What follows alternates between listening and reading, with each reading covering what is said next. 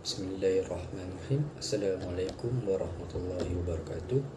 So, untuk dakwah multimedia hari ini saya akan menerangkan tentang tajuk Sayyidina Abu Bakar As-Siddiq, iaitu Khalifah pertama Islam. Saya akan start dengan latar belakang ataupun biodata Abu Bakar As-Siddiq. So, nama sebenar beliau adalah Abdullah bin Abi Quwafah. Beliau dilahirkan 2 tahun selepas tahun gajah, iaitu tahun kelahiran Nabi Muhammad SAW. Abu Bakar Siddiq ini merupakan berketurunan Bani Tamim. Beliau adalah orang kedua memeluk Islam selepas isteri Nabi Muhammad SAW. Okey, so korang mesti tertanya-tanyakan kenapa beliau diberikan gelaran As-Siddiq. Okey, gelaran As-Siddiq ini diberikan kepada beliau kerana beliau sentiasa mengakui kebenaran dan tingkah lakunya terhadap Rasulullah SAW, terutamanya ketika peristiwa Isra dan Miraj. Dan seterusnya, Sayyidina Abu Bakar Siddiq ini juga merupakan seorang yang jujur, mempunyai budi pekerti yang baik serta mempunyai perangai yang terpuji. Kalau korang nak tahu lagi, Abu Bakar As-Siddiq inilah orang yang menemani Rasulullah SAW berhijrah dari kota Mekah ke Madinah pada tahun 622 Masih tanpa ditemani oleh orang lain.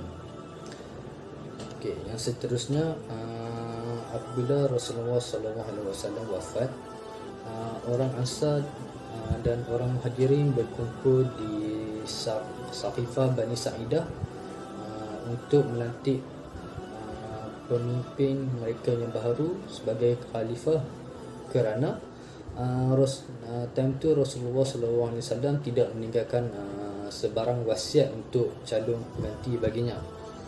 So, apabila mengetahui berita tersebut, Sayyidina Abu Bakar, Umar Al-Khattab dan juga beberapa orang Muhajirin datang ke tempat itu untuk membuat pelantikan. Okey, setelah sampai di Saqifah Bani Sa'idah, orang Ansar dan orang Muhajirin terlebih dahulu memberikan ucapan. So, selepas pada beri ucapan tu, Sayyidina Abu Bakar As-Siddiq, beliau telah mencadangkan mereka sama ada melantik Umar Al-Khattab ataupun Abu Ubaidah, tetapi cadangan beliau dibantah oleh kedua-dua orang. So, selepas daripada bantahan itu, Umar Al-Khattab telah berjabat tangan dengan Sayyidina Abu Bakar dan terus memberi janji setia. Kemudian telah diikuti oleh umat Islam yang lain. So, dekat situ kita ada nampak bahawa Sayyidina Abu Bakar ni boleh dipercayai menjadi khalifah Islam. So, kenapa dia boleh menjadi khalifah umat Islam? Sebab dia merupakan seorang yang sangat jujur, mempunyai budi pekerti yang baik serta mempunyai perangai yang terpuji. So, kat situ kita ada nampak bahawa ramai orang umat Islam telah menyokong beliau supaya beliau dijadikan khalifah Islam yang pertama. Okay, so selepas itu semua umat Islam telah pun bersetuju bahawa Sayyidina Abu Bakar ini dilantik untuk menjadi khalifah Islam.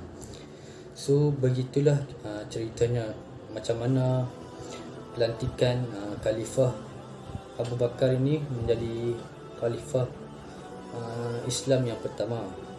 So, selepas 2 tahun daripada itu, Sayyidina Abu Bakar telah pun wafat pada 23 Ogos 634 Masihi di Madinah. Kemudian beliau telah dimakamkan di sebelah makam Rasulullah SAW di kota Madinah. Okey, seterusnya saya akan menceritakan apakah sumbangan Sayyidina Abu Bakar As-Siddiq sepanjang beliau menjadi khalifah Islam yang pertama. Untuk sumbangan Sayyidina Abu Bakar As-Siddiq yang pertama ialah meneruskan gerakan tentera. Sumbangan beliau yang kedua adalah menentang gerakan Al-Riddah. Sumbangan beliau yang ketiga adalah tentang penulisan Al-Quran. Sumbangan yang seterusnya ialah tentang menentukan bakal khalifah yang seterusnya. Sumbangan terakhir beliau adalah tentang perluasan kuasa.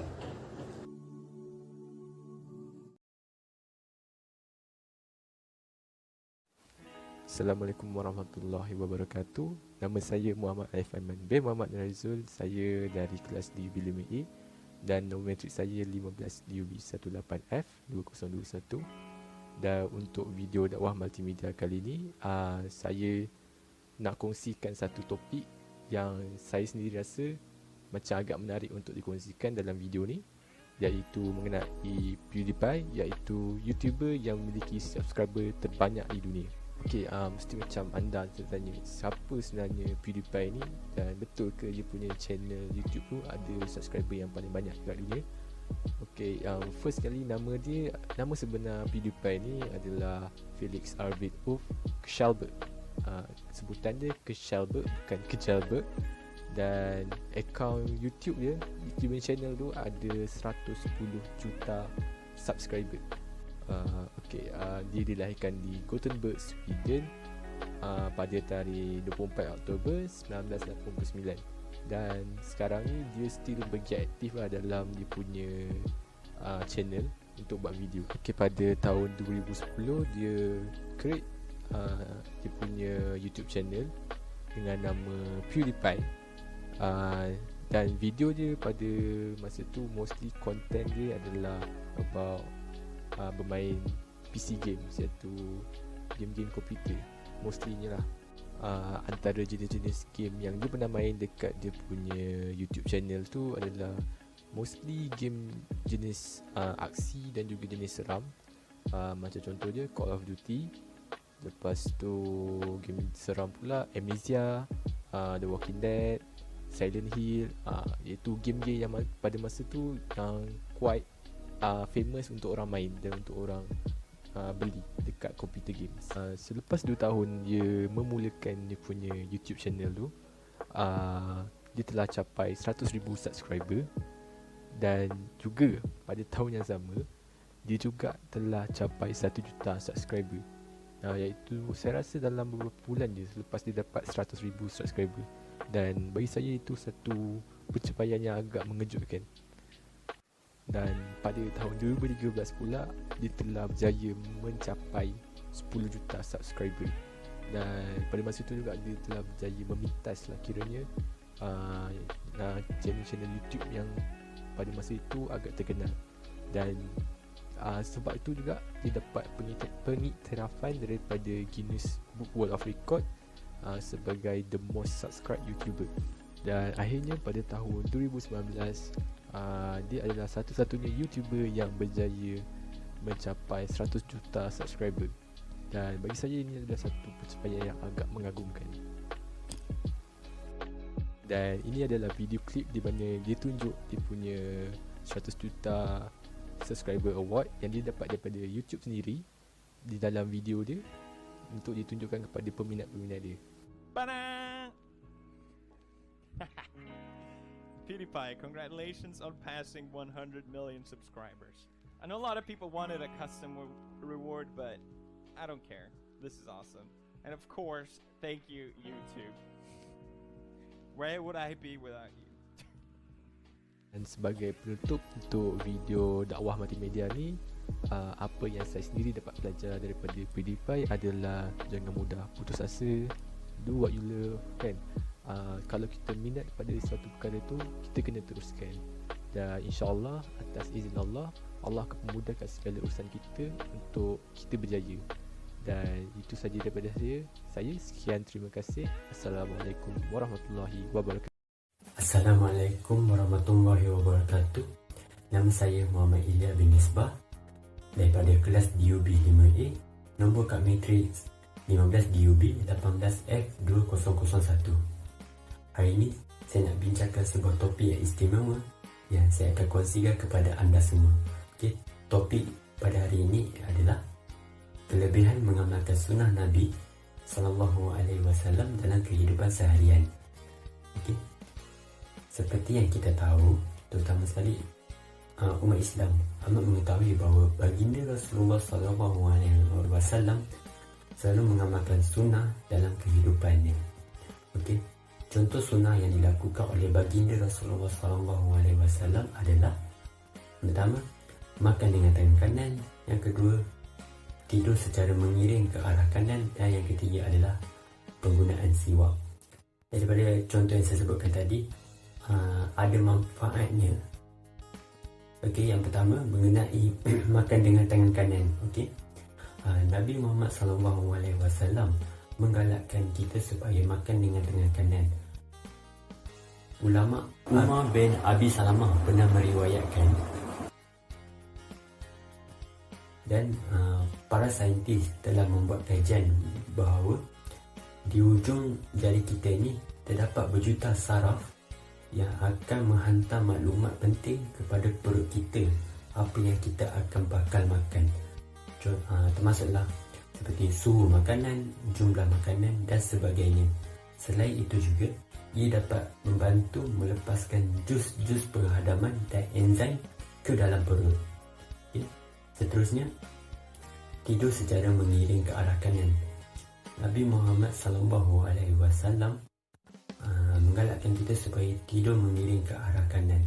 Para saintis telah membuat kajian dan mereka mendapati bahawa apabila kita tidur mengiring ke arah kanan, ia secara tidak langsung dapat membaiki postur tubuh badan kita.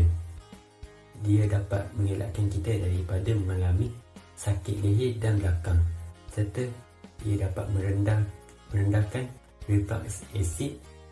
Dan seterusnya, yang paling penting sekali, ia amat sesuai bagi wanita yang mengandung supaya ia dapat menjaga kandungannya. Okey. Dan manfaat penggunaan siwak. Okey. Dan Nabi Muhammad SAW menggalakkan penggunaan siwak sebelum solat dan sebelum membaca Al-Quran. Dan baginda pernah bersabda, jadi para saintis membuat kajian dan mereka mendapati bahawa penggunaan siwak ini ia dapat menghalang pembentukan plak pada gigi, dan ia dapat menguatkan enamel serta mengelakkan daripada mengalami perebutan gigi. Okey. Itu adalah manfaat daripada sunnah yang dilakukan oleh baginda Rasulullah SAW. Dan secara kesimpulannya, kelebihan apabila kita mengamalkan sunnah tersebut, yang pertama, kita akan suka pada amalan agama. Yang kedua adalah kita tidak akan suka untuk buat perkara yang tidak bermanfaat. Dan yang ketiga, rezeki yang kita ada sentiasa rasa cukup. Yang keempat pula, hidup akan menjadi lebih lapang dan tenang. Yang kelima, kita dapat menambahkan ketaatan kita kepada Allah Subhanahu Wa Taala. Yang keenam, ia dapat menambahkan rasa kecintaan kita kepada Rasulullah SAW. Dan yang terakhir adalah ia dapat membantu keluarga kita supaya menjadi lebih bahagia dan terhindar daripada musibah akhir zaman. Sekian, itu sahaja yang saya kongsikan kepada anda semua. Sekian, Assalamualaikum warahmatullahi wabarakatuh. Kita jumpa lagi. Hai, Assalamualaikum, salam sejahtera. Nama saya Muhammad Nur Fitri. Saya pelajar Diploma Ukur Bahan daripada Politeknik Sultan Azlan Shah. Sebelum saya mula video ni, saya nak tanya, sekarang kita zaman apa? Yes, saya tak dengar apa-apa. Saya tengok sendiri, kita zaman pandemik COVID-19. Benda? Jadi saya yakin bahawa ramai di luar sana, golongan masyarakat di luar sana yang terjejas daripada segi kewangan, daripada segi pekerjaan sendiri sepanjang pandemik COVID-19 ni melanda negara kita. Dan saya yakin pihak atasan ataupun pihak berkuasa negara kita sendiri telah mencari alternatif seperti membuat undang-undang baharu sepanjang COVID-19 ini melanda negara kita. Dan dalam video ini saya akan menceritakan ataupun menyampaikan satu hal penting tentang larangan merentas negeri. Apa yang saya nampak, ada juga segelintir golongan yang memberontak ataupun mogok tentang larangan rentas negeri ini. Sebab bagi saya, that's not a big deal. Sebab I'm a student. And then, apa yang saya nampak sendiri, ada juga segelintir masyarakat yang memberontak ataupun mogok tentang undang-undang rentas negeri ini sendiri. Kita sebagai masyarakat perlu faham bahawa negara kita sendiri mencari alternatif untuk menjaga negara kita daripada lebih merebakkan COVID-19 ni. Jadi saya tertarik untuk menceritakan satu hadis yang saya jumpa tentang larangan rentas kawasan ataupun rentas negeri lah.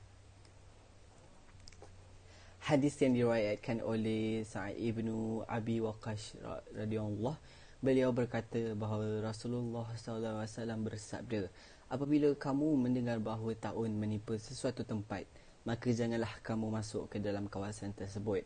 Dan apabila kamu berada di dalam kawasan yang terdapat padanya taun, janganlah kamu keluar daripadanya.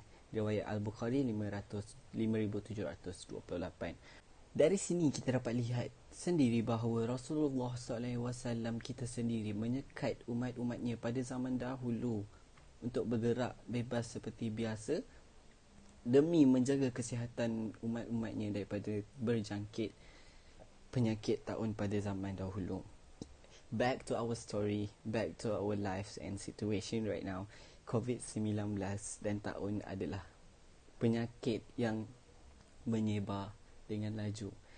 Jadi saya rasa bagi golongan ataupun segelintir golongan tadi yang mogok tentang rentas negeri, dilarangan rentas negeri ini, silalah baca hadis ni, kerana bagi saya hadis ni sangatlah jelas bahawa kita perlu menjaga kesihatan kita demi semua, demi keluarga kita sendiri ataupun demi negara kita, agar kita semua dapat kesihatan yang sejahtera, insya-Allah. Jadi apa lagi yang perlu dinafikan dengan undang-undang rentas negeri ini? Saya rasa negara kita telah berusaha sedaya upaya untuk menjaga masyarakat-masyarakatnya semua untuk tidak lebih terdedah dengan COVID-19. Jadi terima kasih kepada siapa yang menonton video ini. Saya harap korang semua sihat belaka, dimurahkan rezeki, dilindungi Allah Subhanahu Wa Taala daripada segala penyakit. Dan bye. Assalamualaikum.